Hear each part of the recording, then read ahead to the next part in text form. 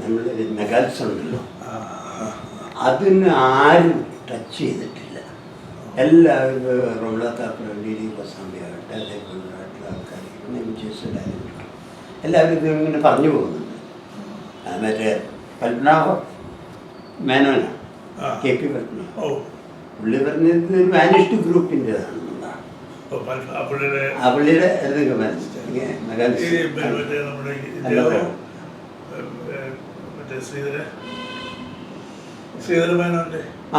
ശ്രീധരമേനോന്റെ പുസ്തകത്തിൽ പിന്നെ കുറച്ചുകൂടി കൊള്ളാവുന്ന പുസ്തകം. 65 അത് ഇറങ്ങിയത്. ആ പുസ്തകം ഇപ്പോഴും എൻ്റെ അടുത്തുണ്ട്. പിന്നെ ഞാൻ അടിസ്ഥാനപരമായിട്ട് അന്ന് ഞാൻ BA-ക്കാണ് ഞാൻ എൻ്റെ പഠനം നമ്മൾ ഈ വയനാട്ടുകാരനല്ലേ, നാടോടിയായിട്ടാണ്. ഞാൻ PUC നിർമ്മല കോളേജ്, പിന്നെ BA Chittur college, MA Guruvayurappan college, അത് കഴിഞ്ഞിട്ട് കാലിക്കറ്റ്. സ്കൂളിംഗ് സെന്റ് ജോസഫ്സിലായിരുന്നു തിരുവനന്തപുരത്ത്. അത് ഫാദർ സ്പീക്കറൊക്കെ ആയിരിക്കുന്ന സമയത്ത് BSc-യിലായിരുന്നു ഞങ്ങൾ പോയി. പക്ഷേ അത് കഴിഞ്ഞ് തിരിച്ചു ഇവിടെ 1ാം ക്ലാസ് കഴിഞ്ഞിട്ടാണ് ഇങ്ങോട്ട് പോയി. പിന്നെ 5ാം ക്ലാസ് കഴിഞ്ഞിട്ട് ഞങ്ങൾ തിരിച്ച് വന്നു സെൻറ് തോമസിൽ തന്നെ, ഓൾ ത്രൂ സെൻറ് തോമസ് സ്കൂളിലും പിന്നെ സെൻറ് തോമസ് കോളേജിലും. പിന്നെ PhD-ക്ക് മാത്രം കാര്യവട്ടത്ത്. അന്നത്തെ പിന്നെ ഞങ്ങളുടെ പ്രൊഫസർ അന്ന് ഡോക്ടർ VK സുബ്രഹ്മണ്യൻ നായർ സാറായിരുന്നു. പിന്നെ വൈസ് ചാൻസലർ പൊളിറ്റിക്സിൻ്റെ he originally belongs to Ettumanoor. മനോരമയുടെ ഒരു എഡിറ്ററായിരുന്ന PK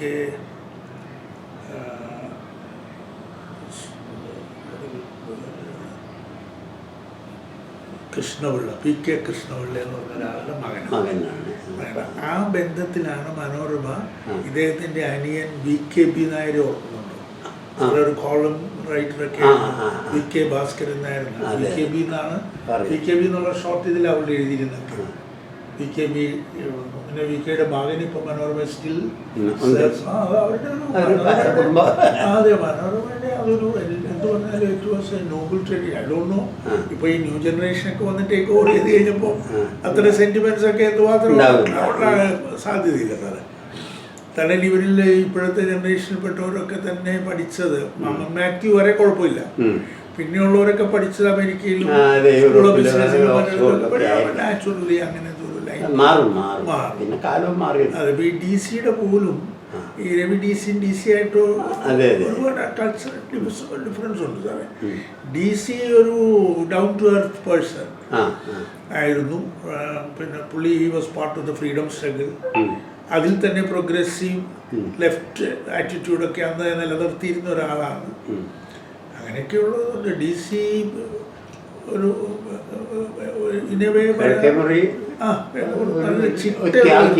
ത്യാഗിയാണ്, ചിട്ടയുള്ള സാറേ. He had never gone after power politics. അയാൾക്ക് വേണമെങ്കിൽ അന്നൊരു MLA ആകാനൊന്നും ഒരു പ്രയാസവും ഇല്ല. രാജൽപള്ളി നിന്നൊക്കെ അയാൾക്ക് ജയിച്ചു വരാൻ ഒന്നും പ്രയാസം. പക്ഷേ പുള്ളി ആ അങ്ങോട്ട് പോയേ ഇല്ല, ലൈനെ നോക്കിയില്ല. പക്ഷേ ഇതിൽ എടുത്തു. ഞാനിപ്പോഴും ഓർക്കുന്നുണ്ട് ഈ DC ബുക്സ് തുടങ്ങിക്കഴിഞ്ഞേ ബുക്സിൻ്റെ ഉദ്ഘാടനം പിന്നെ നടത്തുന്നത് പിന്നെ ഇയാളാ ഒരു ഹരിപ്പാട്ട് മഠം കൃഷ്ണയ്യർ എന്ന് പറഞ്ഞിട്ട് ഒരു സ്വാമിയാണ്. ഈ സ്വാമി എങ്ങനെയാണെന്ന് വെച്ചാൽ സ്വാമിയുടെ ബേസിക് ബിസിനസ് പലിശയ്ക്ക് കൊടുക്കില്ല, പക്ഷെ ഭയങ്കര കൈപ്പുണ്യാണ്. ഈ സ്വാമിയുടെ കൈ കൊണ്ട് ഏത് കട തുറന്നാലും സാറേ അവർക്ക് രക്ഷപ്പെടും എന്നുള്ളതാണ് ബേസിക് ഫെയ്ത്ത്. അതാണ് DC പോലും ദോ ഹി വാസ് ഈ പ്രോഗ്രസീവ് ഒക്കെ ആണെങ്കിലും ഈ DC ബുക്സ് തുടങ്ങാൻ നേരത്ത് സ്വാമിയെ വിളിച്ച്. ഇപ്പോൾ സ്വാമി ആദ്യമൊക്കെ സ്വാമി ഇങ്ങനെ എല്ലാവർക്കും സ്വാമി 1 രൂപയെ കൊടുക്കുള്ളൂ, 1 രൂപ നാണയം കൊടുക്കും, അതാണ് സ്വാമിയുടെ കൈനീട്ടം. പക്ഷെ അത് ആ കടകളൊക്കെ രക്ഷപ്പെട്ടു പോരുക. ഇപ്പോൾ DC-യുടെ ഒക്കെ വന്നപ്പോഴത്തേക്ക് പുള്ളിയുടെ സ്റ്റൈല് മാറിയായിരുന്നു. തലേദിവസം ചെന്ന് നമ്മൾ തന്നെ കൊടുക്കണം, പിറ്റേ ദിവസം പുള്ളി കാണിക്കാതെ ഇങ്ങോട്ട് തരാം. പുള്ളി കാരണം അതുപോലെ പുള്ളിക്ക് ബിസിനസ്സായി, ഇൻവൈറ്റീസ് കൂടി. പോയി ഇത് കൊടുക്കുന്നത് നഷ്ടം. പുള്ളി ബേസിക്കലി പലിശക്കാരനാണല്ലോ. അപ്പോൾ പുള്ളി കണക്ക് കൂട്ടിയപ്പോൾ ഇങ്ങനെ പോയാൽ പുള്ളിയുടെ കാശ് പോകും. അപ്പോൾ പുള്ളി റൂൾ ഉണ്ടാക്കി തലേ ദിവസം വന്ന് അന്ന് കൊടുക്കാൻ പറ്റില്ല, അന്ന് വാങ്ങിക്കാൻ പാടില്ല, തലേ ദിവസം വന്ന് പുള്ളിക്ക് കൊടുക്കണം. പുള്ളി അത് പിറ്റേ ദിവസം. അല്ല സാർ, ഞാൻ പറയട്ടെ, ഈ പട്ടന്മാർ പൊതുവെ ഈ പലിശ കൊടുക്കാറില്ല. എനിക്കറിയാവുന്ന നാട്ടിൽ നമ്മൾ അവിടുത്തെ ഒരു പട്ടര് പലിശക്ക് കൊടുക്കുന്നത് ഇവിടെ ഉണ്ടായിരുന്നു. ഇവിടെ പാലയില് പട്ടൊരു മഠം എന്ന് പറയുന്നത് അന്ന് ഹുണ്ടി അല്ല, പണം ഹുണ്ടിയായിട്ട് കൊടുക്കുന്നത്. അങ്ങനത്തെ ഒരു കാലം ഉണ്ടായിരുന്നു. അതിവിടെ ഉണ്ടായിരുന്നു. പക്ഷെ അത് ഞാനും നോക്കുന്നത് നമ്മൾ പട്ടര് എന്തായാലും തന്നെ ഒരു ജ്യോതിന്റെ പാരമ്പര്യം അതാണ്. അത് നമ്മള് സ്വാഭാവികമായിട്ടും ബ്ലഡ് വൈസ് ഷെർലോക്ക് തന്നെയാണ്. ഷെർലോക്ക് തന്നെയാണ്. അത് ഞാൻ പറയുന്നതിന്റെ അത് ഈ എല്ലാ പട്ടന്മാരും പട്ടന്മാർ പൊട്ടനില്ലെന്നൊക്കെ നമ്മൾ പറയുമെങ്കിലും ജൂതനാണെന്നല്ലോ, സ്ട്രൈബാണ്. അപ്പൊ അതാണ് നമ്മളുടെ വിഷയത്തിൽ വരുന്നത്, എൻ്റെ പഠനത്തിൽ വരുന്നത്. ഇപ്പൊ പത്തൻ, പട്ടൻ, ബട്ടാൻ, ഭട്ട്, ഭട്ടറായി, ഭട്ടാചാര്യ, പത്ര, പട്ടര്, പട്ടേല്, പട്ടേല് മറ്റേ ജൂയിഷ് കൺവെർട്ടഡ് ഹിന്ദുവാണ്. പട്ടേൽ പട്ടേൽ എന്നുള്ള വാക്കിൻ്റെ എറ്റിമോളജി തന്നെ 10 ഏലാണ്. 10 ഏലാണ്. ഈ പത്തേൽ പുത്രമാണ് പാടലിപുത്രം. അപ്പോൾ ഈ പാടലിപുത്രത്തിലുള്ള വലിയ ബുദ്ധിമാനാണ് ചാണക്യൻ. ഈ വശ ജൂയിഷാണ്. അതാണ്. അത് നമ്മളുടെ പിന്നെ അല്ലാതെ നടക്കുമെന്നേ. അല്ലാതെ അത് മാത്രമല്ല, അതിൻ്റെ സാഹചര്യമാണ് ഞാൻ ഈ ഇതിൽ കൂടി പറയുന്നത്. അതിൻ്റെ തൊട്ട് മുമ്പായിട്ട് ഈ പേർഷ്യൻ സാമ്രാജ്യം എന്ന് പറയുന്നത് പ്രവാസി ജൂതന്മാരുടെ വലിയ സുവർണകാലമായിരുന്നു. ഈ പ്രവാസി ജൂതന്മാരെ എന്ന് പറയുന്നത് തന്നെ അസീറിയൻ ബാബിലോണിയൻ ബന്ദികളാണ്. അവർ അതിന് ശേഷമാണ് BC 551 സൈറസ് പേർഷ്യൻ സാമ്രാജ്യം സ്ഥാപിക്കുന്നത്. അപ്പോൾ ആ കാലഘട്ടത്തിൽ പേർഷ്യൻ സാമ്രാജ്യത്തിൽ ഇവരൊക്കെ ഉണ്ടായിരുന്നല്ലോ. നമ്മുടെ ദാനിയേൽ പ്രവാചകൻ തുടങ്ങിയിട്ടുള്ള മറ്റേ നെതന്യാഹു അടക്കമുള്ള ആൾക്കാർ ഉണ്ടായിരുന്നല്ലോ. എസ്ര പുരോഹിതനൊക്കെ ഇതിനകത്ത് വരുന്നതാണ്.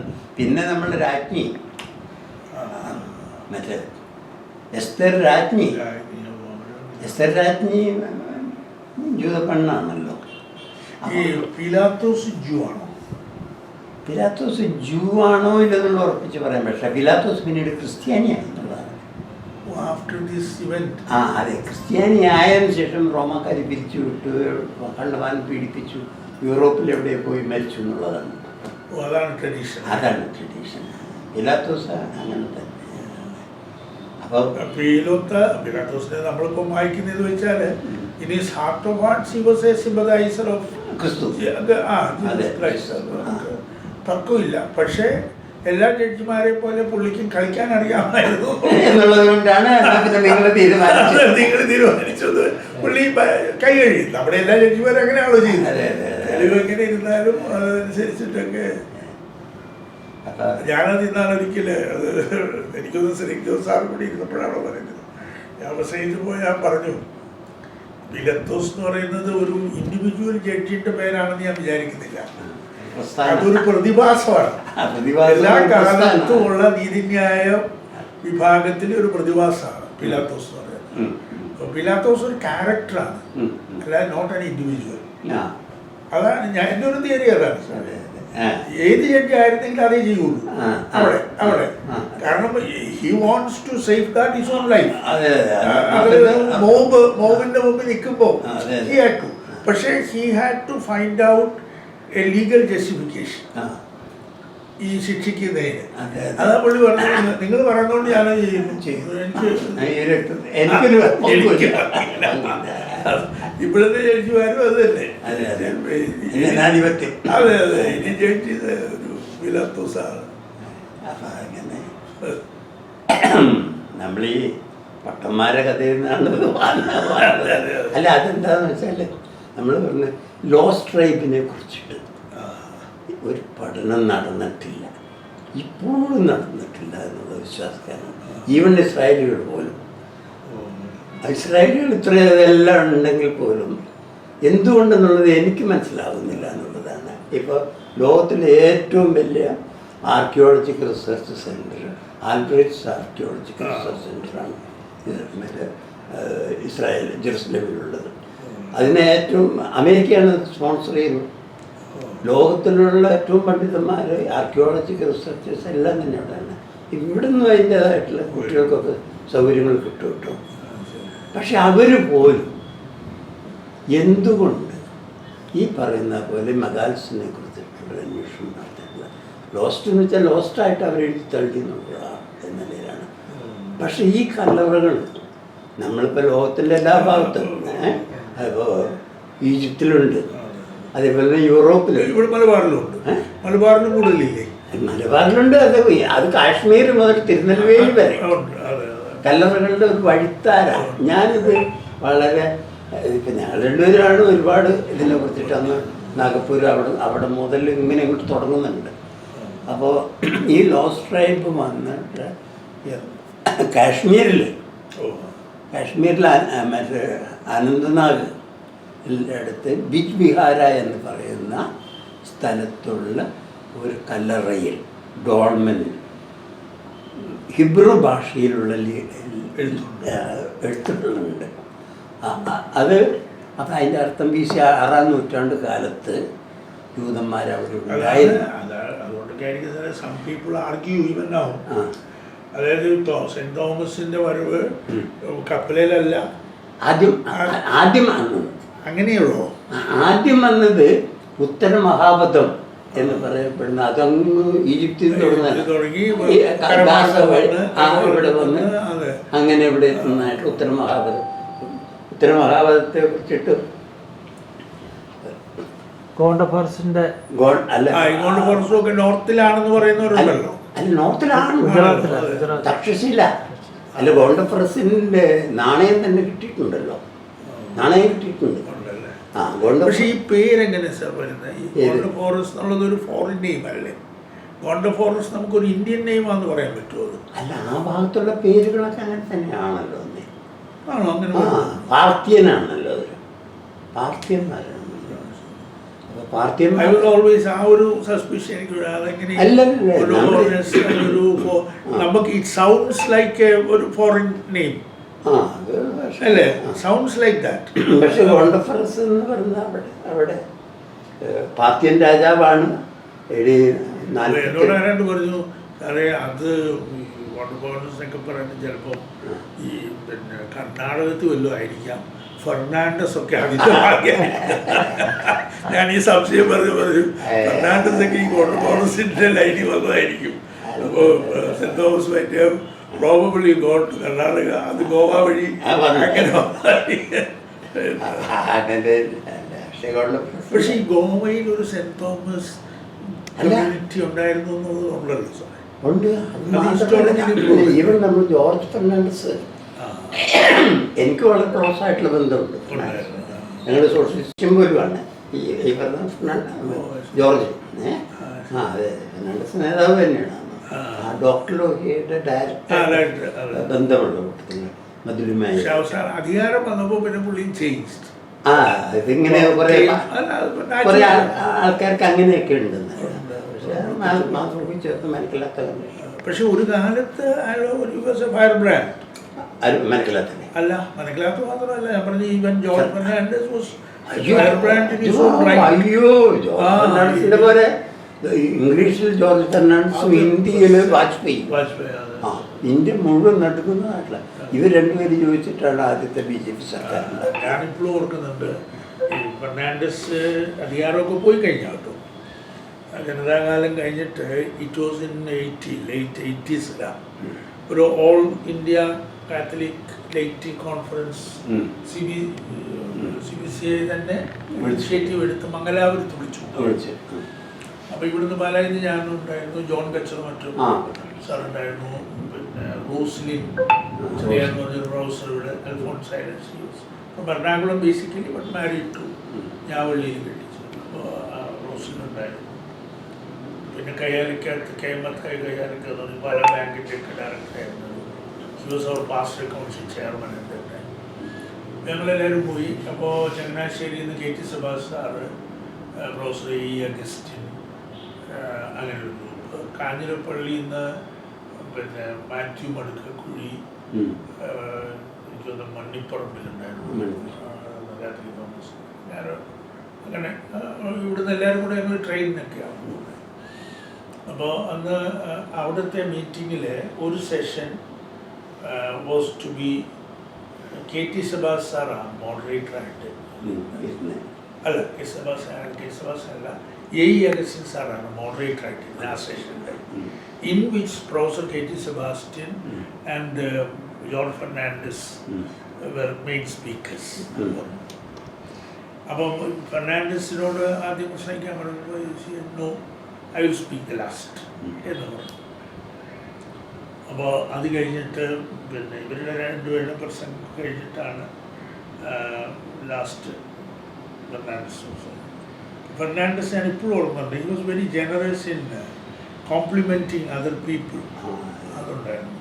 അപ്പോൾ പുള്ളി അവിടെ തുടങ്ങിയത് തന്നെ I am so pleasantly surprised and at the same time I feel so sad that people like Professor Sebastian is not coming to Parliament. You know, I admire his fine-tuned English speech and I can bet that none in Lok Sabha now will ever get compared to Professor Sebastian if he comes to Parliament. അങ്ങനെ പറഞ്ഞു പുള്ളി അങ്ങനെ പറഞ്ഞ് സുഭാഷ് സാറിനെ അങ്ങ് ഉയർത്തി. അല്ല, സത്യമാണ്. പക്ഷെ സത്യം പറയൂല്ലോ സാർ. നമ്മളിപ്പോൾ ഒരാള് സാറേ, നമ്മുടെ ഒരു ജനറൽ നേച്ചർ എന്താണെന്ന് വെച്ചാൽ നമ്മൾ ഒരാളെ കേട്ടു, നല്ല പ്രസംഗം, നമ്മൾ ഈ അദ്ദേഹത്തിനെ കോംപ്ലിമെന്റ് ചെയ്യുന്നത് അത് വിഷ്കണ്ട്. ഇയാളെ നമ്മൾ പറഞ്ഞിനി പൊക്കിയിട്ട് ഇയാളെ ആളുകൾ പോയി വേണ്ട, നമ്മുടെ ഒരു സ്റ്റാർട്ടം പോകണ്ട എന്ന് വിചാരിക്കുന്ന ഒരു കാലത്ത് ഇയാള് വളരെ ജനറസ് ആയിട്ട്. അതുപോലെ രണ്ടാമത് പുള്ളി പറഞ്ഞു, I am very grateful to professor Augustine who moderated this session. I wish that he be coming to Parliament next time and becoming the speaker. എന്ന് പുള്ളിക്ക് ഒരു കോംപ്ലിമെന്റ് പുള്ളി മോഡറേറ്റ് ചെയ്തതില്. അല്ല, ഞാൻ പറഞ്ഞ അതൊക്കെ ഇയാളുടെ ഒരു, നമ്മൾ പറയല്ലോ സാർ, ഒരു ഗിഫ്റ്റാണ്. ഒരു ഗിഫ്റ്റാണ്. ഞാൻ അന്നാണ് പുള്ളി ഏറ്റവും അപ്രീഷിയേറ്റ് ചെയ്ത ഒരു. അല്ല, അങ്ങനെയാണ്. വ്യക്തിപരമായിട്ടും ഫെർണാണ്ടസ് ഒരു വ്യത്യസ്തനാണ്. കാരണം എത്രയോ കൊല്ലങ്ങളായിട്ട് എനിക്ക് അവസാനം വരെ എനിക്കിപ്പോൾ അവിടെ കൃഷ്ണമേനോൻ മാർഗില്ല 3-ാം നമ്പർ ഗേറ്റുകളില്ല, ഓപ്പണാണല്ലേ. ഏത് സമയം മാത്രമല്ല പോലീസുകാരുമില്ല. ഡിഫൻസ് മിനിസ്റ്ററുടെ വീട്ടിൻ്റെ മുമ്പിൽ ഒരൊറ്റ പോലീസുകാരന് യൂണിഫോം ഇട്ടിട്ടില്ല, ഇതില്ല എന്ന് പറഞ്ഞു. ഭയങ്കരമാണ്. മനസ്സിലാവുന്നില്ല. 3 നായ്ക്കളുണ്ട്. ഒന്ന് പുറത്ത് കിടക്കും. അതെ, അതിലാണൊരു മോനുള്ളത്. പക്ഷെ അത് കഴിഞ്ഞ ലാസ്റ്റ് ഡേയ്സിലൊക്കെ അവരൊരു സ്ട്രെയിൻ ആയിപ്പോയി അല്ലേ. അല്ല, അതിൻ്റെ ഒരു കാരണമുണ്ട്. അവരൊരു പാവ സ്ത്രീയാണ്, മെലിഞ്ഞ, ഒരു ശാരീരികമായിട്ട് പോരാ. ചെറിയ വണ്ണ. അപ്പോഴാണ് കൊല്ലങ്കോട് രാജകുമാരിയായിട്ടുള്ള ഇവള് വന്ന് ചാടുന്നത്. നമ്മൾ അവസാനമുള്ള ഒരു സ്ത്രീ അവര്, പക്ഷെ അവർ നല്ല റോയൽ സ്ത്രീയാണ്. കൊല്ലങ്കോട് രാജാവിൻ്റെ മകളാണ്. അതൊന്നും പറഞ്ഞിട്ടല്ല, പക്ഷെ അവർ നല്ല ഇംഗ്ലീഷും സോഷ്യൽ വർക്കാണ്. ഫെർണാണ്ടസിനോട് വലിയ ആരാധനയിലും വന്ന് കൂടിയതാണ്. അവരാണ് പിന്നെ ഈ അവസാനത്തെ ചീത്തപ്പേരൊക്കെ ഉണ്ടാക്കിയത്. സ്വത്തിനൊക്കെ തർക്കവും വന്നു. ഇല്ല, സ്വത്തിനൊന്നും അവർ തർക്കം ഇല്ല, സ്വത്തിനൊന്നും അവർ തർക്കം. അത് കുടുംബക്കാർ തമ്മിലാണ്. അതെ, അത് കുടുംബക്കാരുമായിട്ടാണ്. കാരണം ഫെർണാണ്ടസിൻ്റെ സ്വത്തും ലൈലയുടെ സ്വത്തും ഒന്നിച്ച് വന്ന സമയത്ത് ഫെർണാണ്ടസ് ഉണ്ടാക്കിയിട്ടുള്ള കുറേ സ്വത്തുകളുണ്ട്. ഫെർണാണ്ടസിന് അതെ സെപ്പറേറ്റ് ചെയ്യാൻ വിഷമം വന്നപ്പോൾ ഒരു ഭാഗം മൈക്കിൾ ഫെർണാണ്ടസും ഇവരൊക്കെ കൂടിയിട്ട് പറഞ്ഞാൽ അത് അവർക്ക് കുടുംബത്തിനുള്ളതാണ്. പിന്നെ ഫെർണാണ്ടസിന് പൈസക്ക് താല്പര്യമില്ലാത്ത അയാളുടെ മകനിപ്പോൾ ഉണ്ടോ? അങ്ങനെയുണ്ട്. അവനുണ്ടല്ലേ? അവനൊരു ജപ്പാൻകാരി പെണ്ണിനെ കല്യാണം കഴിച്ചിട്ട് അമേരിക്കയില്ല. ആ കുട്ടി വളർന്നത് തന്നെ ചേട്ടൻ്റെ കൂട്ടത്തിൽ അമേരിക്കയില്ല. ഫെർണാണ്ടസിൻ്റെ ചേട്ടൻ അമേരിക്കയില്ല. അവിടെയാണ് ഇവനെ കൊണ്ടുവന്നാക്കിയത്. കാരണം ഇവിടെ നിന്നിട്ട് ചെക്കൻ ശരിയാവില്ല എന്നുള്ളത് കൊണ്ട് ഫെർണാണ്ടസ് അവിടെ കൊണ്ടുവന്നാക്കി. പിന്നെ അമ്മയ്ക്കും ലൈല കബീറിനും ഇഷ്ടം പുറമെ പോയി പഠിച്ച് അല്ലെങ്കിൽ ഇവിടെ കിടന്നിട്ട് അലവരാതിയാകണം. പിന്നെ അവൻ അവിടെ ചെന്ന് നിന്ന് അവിടെ പഠിച്ചു വളർന്ന് ആ കൂട്ടത്തിലൊരു ജപ്പാൻകാരി പെണ്ണിനെ കണ്ടെത്തി. അവിടെ നിന്ന് തന്നെ കല്യാണം കഴിക്കുന്നത് ജപ്പാനിൽ വെച്ചിട്ടാണ്. ഫെർണാണ്ടസ് കല്യാണത്തിന് പോയിട്ടുണ്ടായിരുന്നു. പോയിട്ടുണ്ടായിരുന്നു. അപ്പം അതൊക്കെ. പക്ഷെ ഫെർണാണ്ടസ് വളരെ എക്സ്ട്രാ സ്വന്തമായിട്ട് വസ്ത്രം അലക്കുന്ന, വേറെ ആരെ കൊണ്ട് തുണി അലപ്പിക്കില്ല. അങ്ങനെയാണ് അയാൾ. ദിവസവും കഴിയുന്ന നാട്ടിൽ വൈകുന്നേരം ചെല്ലുമ്പോൾ ഒന്ന് കുളിക്കും. ഈ ഉള്ള അന്ന് കൊടുത്ത തുണികളെല്ലാം കൂടിയിട്ട് ഇതിനകത്ത് ഇടും. രാവിലെ എനിക്ക് അതിൻ്റെ ഓതൻറ്റിസിറ്റി എനിക്ക് അറിഞ്ഞുകൂടാ സാർ. അല്ല അല്ല അല്ല ഇതിൻ്റെ അല്ല ഞാൻ പറഞ്ഞത്. I heard so many stories while I was in Delhi. ഡൽഹിക്കാലത്താണ് ഈ പഴയ കുറേ കഥകളൊക്കെ എനിക്ക് കിട്ടിയിരുന്നത്. എൻ്റെ ഫാദറിൻ്റെ അനിയൻ വാസ് ഇൻ ഡൽഹി, അറബി മത്തായി എന്ന് പറഞ്ഞിട്ട്. പുള്ളിക്കാരൻ മദ്രാസിൽ നിന്ന് he was A gold medallist from Madras university പഴയ കാലത്ത്. പുള്ളിയുടെ ക്ലാസ്മേറ്റ് ആയിരുന്നു നരസിംഹൻ എന്ന് പറഞ്ഞിട്ട്, ജി നരസിംഹൻ എന്ന് പറഞ്ഞിട്ട്. പിന്നെ UN ഉണ്ടായിരുന്ന ഒരു IAS, അന്ന് ICS കിട്ടിയിട്ട് പോയതാണ്. അന്ന് ഈ ഓണേഴ്സ് ക്ലാസ്സിൽ ട്രിച്ചിയിൽ ഇവരൊന്നിച്ച് പഠിക്കുന്ന സമയത്ത് my uncle was first and this Narasimhan was second in rank. അങ്ങനെയാണ് ഗോൾഡ് മെഡൽ അങ്കിളിന് കിട്ടി. അതല്ല, പക്ഷേ ഇവർ വലിയ ഫ്രണ്ട്സൊക്കെ ആയിരുന്നു. അത് കഴിഞ്ഞ് പക്ഷേ he actually wanted to write the ICS. Doctor PJ Thomas എൻ്റെ ഫാദറിൻ്റെ ഫ്രണ്ടായിരുന്നു. അപ്പോൾ PJ തോമസ് അന്ന് അവിടെ ബ്രിട്ടീഷ് ഗവൺമെൻറ്റിൻ്റെ ഗവർണർ ജനറലിൻ്റെ എക്കണോമിക് അഡ്വൈസർ എന്നൊക്കെ പറഞ്ഞു. അപ്പോൾ പുള്ളി മത്തായിച്ചാനെ കാണുമ്പോൾ എപ്പോഴും PJ Thomas use to, because കൊറോണിങ്ങാടുകാരനാണ്. അപ്പോൾ PJ Thomas use to advise Mathai you must write the exam എന്നൊക്കെ പറയുമായിരുന്നു. പക്ഷെ ആ സമയത്താണ് പിന്നെ ഞങ്ങളുടെ ഗ്രാൻഡ് ഫാദർ പെട്ടെന്ന് മരിച്ചിട്ട് പുള്ളിയുടെ കടയിലേക്ക് പോയി. ഫൈനാൻഷ്യൽ സ്ട്രെയിൻ വന്നു. അപ്പോൾ he could not complete his പിന്നെ PhDക്ക് രജിസ്റ്റർ ചെയ്തിരുന്ന. പക്ഷേ അന്നത്തെ മദ്രാസ് യൂണിവേഴ്സിറ്റി ഒരു റൂൾ അനുസരിച്ചിട്ട് 3 കൊല്ലത്തെ PhD 2 കൊല്ലം കൊണ്ട് എഴുതി വന്നാൽ MPhil will be awarded. PhD കിട്ടിയല്ല, ബട്ട് MPhil വന്നു. അപ്പോൾ അങ്ങനെ ഇത് വന്നപ്പോൾ ഈ financial crisis at home front വന്നപ്പോൾ അങ്കിൾ ഡിസൈഡഡ് ടു പിന്നെ അങ്ങനെ എഴുതി MPhil എടുത്തു. MA MPhil ആയിരുന്നു. MPhil എടുത്തു കഴിഞ്ഞിട്ട് ഈ ത്രൂ PJ തോമസ് ആണ്. PJ തോമസിന് ഇപ്പോൾ ഫാദർ ഇവിടെ ജയിലിലല്ലേ, ഇടയ്ക്ക് ജയിലും ഇടയ്ക്ക് പുറത്തുമായിട്ട് ഇങ്ങനെ നടക്കുന്ന സമരമാണ്. അപ്പോൾ family finance was in struggle. അങ്ങനെ വന്നപ്പോഴാണ് PJ Thomas advised him Mathai you apply to the government for a post there. അങ്ങനെ പുള്ളി ഇൻ്റർവ്യൂ ചെയ്തിട്ടാണ് ലേബർ ബ്യൂറോ എന്ന് പറയുന്നത് സിബ്ലയിലായിരുന്നു. Labour bureau actually under the ഗവൺമെൻറ്റിൻ്റെ ഒരു സബ്സിഡിയറി ഇതിലാണ്. അങ്ങനെ ലേബർ ബ്യൂറോയിൽ ജോയിൻ ചെയ്ത് ആസ് ലേബർ ഓഫീസർ. പിന്നെ അങ്ങനെ കയറി finally retired as joint adviser in the planning commission. അങ്ങനെയാണ് മരിച്ചു. അവിടെ മക്കളൊക്കെ ഇപ്പോൾ ഡൽഹി സെറ്റിൽഡാണ്. അപ്പോൾ ഈ മത്തായിച്ചായനെ ഇവരെ പറ്റിയൊക്കെ അന്ന് പറയുന്നത് ഞാൻ ഓർക്കുന്നുണ്ട്. അന്നത്തെ ഡൽഹി ലൈഫിനെ പറ്റിയൊക്കെ കേട്ടു. അങ്ങനെയാണ് നമ്മൾ ഈ ഡൽഹി സ്റ്റോറീസ് ഒരുപാട്. പിന്നെ ഞാൻ ആ നാഷണൽ കമ്മീഷനിൽ പോയി 5 കൊല്ലം 2010-15 അവിടെ ഉള്ളപ്പോൾ പിന്നെ കൂടുതൽ സ്റ്റോറീസ് നമ്മളും ഈ ഇൻട്രസ്റ്റ് ഉള്ളതുകൊണ്ട് പഴയതൊക്കെ എടുത്ത്. പക്ഷെ ഫെർണാണ്ടസിൻ്റെ കാര്യത്തിലുള്ള എനിക്ക് നേരിട്ടറിയാം. ഞാനവിടെ കിടക്കാറുണ്ട്. എന്നെ ഇവിടുന്ന് വയനാട്ടിൽ നിന്ന് തന്നെ അറിയുന്നതായതുകൊണ്ടും മറ്റൊക്കെ ആയിട്ട് അറിയുന്നതാണ്. പക്ഷെ അവിടെ എന്താന്ന് പറഞ്ഞാൽ ഇവരൊക്കെ വരുന്നവരുണ്ട്. ഈ ലാസ്റ്റ് ഇവരൊക്കെ സീനിയേഴ്സായിട്ട് വന്നു കഴിഞ്ഞിട്ട് ഞാൻ പറഞ്ഞത് നമ്മുടെ ഈ ടോപ്പിൽ രവീന്ദ്രവർമ്മ, ജോൺ ഫെർണാണ്ടസ്, ഇവരെല്ലാം ദേ ഫെൽ ടു വിമൻ ഇൻഫ്ലുവൻസിൽ. മറ്റേ പുള്ളി രവീന്ദ്രവർമ്മ ബാച്ചിലർ ആയിരുന്നു ആദ്യം. പിന്നെ ആരും കല്യാണം കഴിച്ചിരുന്നു. എനിക്ക് അറിഞ്ഞുകൂടാ. ഇതൊന്നും ഓതൻറ്റിക് അല്ല. നമ്മൾ ഡൽഹി ചെന്നപ്പോൾ കേട്ട അത് കഴിഞ്ഞിട്ട് there was a minister in the same cabinet. ഈ രവീന്ദ്രവർമ്മയുള്ള ഗവൺമെൻറ്റിൽ തന്നെ മിനിസ്റ്റർ ഓഫ് സ്റ്റേറ്റ് ആയിരുന്ന ഒരാൾ, lady from north India, staying opposite ബംഗ്ലാവിലായിരുന്നു.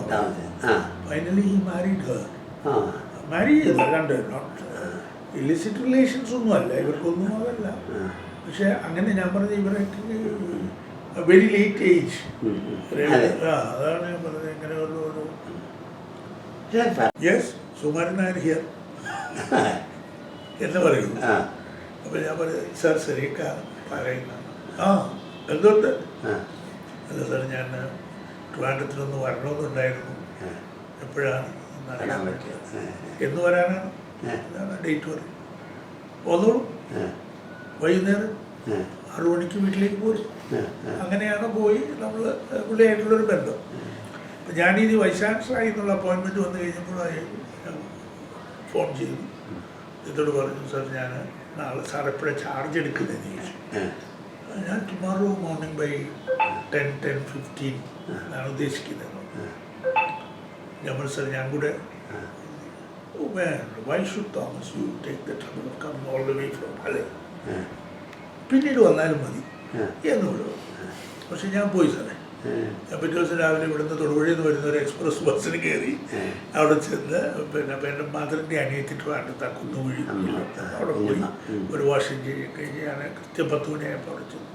പുള്ളി കണ്ടു, ഞാൻ കയറി ചെല്ലുന്ന കണ്ടു. ഞാൻ ലാസ്റ്റ് റോയിലാണ് പോയിരുന്നത് പുള്ളിയുടെ ചേംബറിൽ. അപ്പം ഫ്രണ്ടിലൊക്കെ മള്ളൂർ ഗോവിന്ദപിള്ള, മറ്റേ ഡോക്ടർ CO കരുണാകരൻ, പിന്നെ തുടങ്ങിയ എല്ലാ ട്രിവാൻഡ്രത്തെ സിംഹങ്ങളും ഉണ്ട്. അപ്പോൾ നമ്മൾ ബാക്കിൽ പോയി ഐ വാസ് ഓൺലി ഒരു ജൂനിയർ, അന്നത്തെ പ്രായം കൊണ്ട് ഇല്ലല്ലോ, ജസ്റ്റ് എ ലെക്ചർ ഇൻ പാല.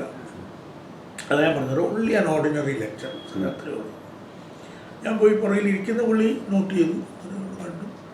അത് കഴിഞ്ഞ് പുള്ളി ചാർജ് എടുത്ത് അവർ രജിസ്ട്രാർ ബുക്കും കൊണ്ടുപോയി. ഓരോരുത്തർ എഴുന്നേറ്റ് ചെന്ന് VIP പുള്ളിയെ ഷേക്ക് ഹാൻഡ് ചെയ്തു വെച്ചിട്ട് അപ്പോൾ അവരെല്ലാം പോയി. I weighted till the last. അവസാനത്തെ ആളായിട്ട് ഞാൻ ചെല്ലുന്നത്. ഞാൻ ചെന്ന് പുള്ളിയുടെ മുമ്പിൽ ഇങ്ങനെ നിന്നു. സാറ് പുള്ളി ഒരിക്കലും ഒരു എമോഷണലി എക്സൈറ്റഡ് ആവുന്ന ആളല്ല. ഞാൻ പറഞ്ഞല്ലോ ഈ നരസിംഹറാവുവിൻ്റെ അതേ ലൈനാണ്. പുള്ളി ഇങ്ങനെ കാറ്റ് എല്ലാം കല്ലിന് കാറ്റ് പിടിച്ച പോലെ അങ്ങനെ നമ്മൾ പറയുന്നത്. അതെ, അതാണ് പുള്ളിയുടെ. പക്ഷെ പുള്ളി സാറേ എന്ത് പ്രേരണയിലാണെന്ന് I don't know even now. ഞാനതൊരു ഒരു മിസ്റ്ററിയാണ്. പുള്ളി പെട്ടെന്ന് ഈ കസേരയിൽ നിന്ന് എഴുന്നേറ്റു. പുള്ളി എഴുന്നേക്കേണ്ട ഒരു കാര്യമില്ലല്ലോ. പുള്ളി എഴുന്നേറ്റിട്ട് ഞാൻ എൻ്റെ ഈ കൂട്ടിപ്പിടിച്ച കയ്യിൽ പുള്ളിയെ 2 കൈയും കൂടെ വെച്ചിങ്ങനെ പിടിച്ചിട്ട് പറഞ്ഞു, Thomas, one day you will also sit on this chair. അതാണ് ഞാൻ പറഞ്ഞത് സാറേ. അത് ഒന്ന് ആ കാലത്ത് ഒരു പ്രൈവറ്റ് കോളേജിലെ സാറ് വൈസ് ചാൻസലർ ആവുന്ന കാലമേ അല്ലെന്നുള്ള പറയും. ഒരിക്കലും ഇല്ല. അത് യൂണിവേഴ്സിറ്റി പ്രൊഫസേഴ്സ് മാത്രമേ VC-മാരാവുള്ളൂ. പുള്ളി ഇത് 77-ലാണ് പറഞ്ഞു ആയി. അന്നേരം പറഞ്ഞ് ഒരു വാക്കെങ്ങനെ വരമാകും എന്നുള്ളത് ലൈഫിൽ. ഞാനത് കഴിഞ്ഞിട്ട് ഞാൻ ഇവിടെ കോളേജിൽ തന്നെ നിന്നു, പഠിച്ചു. അപ്പോൾ ഈ പ്രിൻസിപ്പൽഷിപ്പ് എനിക്ക് കിട്ടേണ്ടതായിരുന്നു ഇവിടെ. പക്ഷെ എന്നെക്കാൾ വളരെ ജൂനിയറായിട്ടുള്ളൊരു അച്ഛനാണ് കൊടുത്തത്. Maybe under pressure. പള്ളിക്കാരുടെ മാത്രമല്ല, പിതാവിൻ്റെ മേലുമൊക്കെ പ്രഷർ ഉണ്ടായിരുന്നിരിക്കാം. കാരണം മാണി അന്ന് നമുക്ക് എതിരാണല്ലോ ഇന്നും. കാരണം മാണി ആദ്യം നിന്നപ്പം my mother contested as a Congress candidate here 65-ൽ. അന്ന് മുതൽ മാണിയുടെ ഡിക്ലെയർഡ് പൊളിറ്റിക്കൽ എനിമീസാണ് ഞങ്ങൾ, അവർ ഫാമിലി. അപ്പോൾ മാണി ഒരിക്കലും നമ്മൾ ഒരു കാര്യത്തും ഒരു പോസ്റ്റിലേക്ക് വരാൻ സമ്മതിക്കുമായിരുന്നില്ല ഇവിടെ പോലും. അപ്പോൾ മാണിയുടെ ഇൻഫ്ലുവൻസ് ഉണ്ടായിരുന്നിരിക്കാം, പ്രഷർ ഇവിടെ. അപ്പം വേറൊരു അൽമായനെ ആക്കാൻ പറ്റിയല്ല എന്നെ വിട്ടിട്ട്. പക്ഷെ ഒരു അച്ഛനെ ആക്കാം. അച്ഛനാകുന്നത് ട്രഡീഷണലി അച്ഛന്മാരാണല്ലോ, എക്സെപ്ഷനാണ് അല്ലാതെ വരുന്നത്.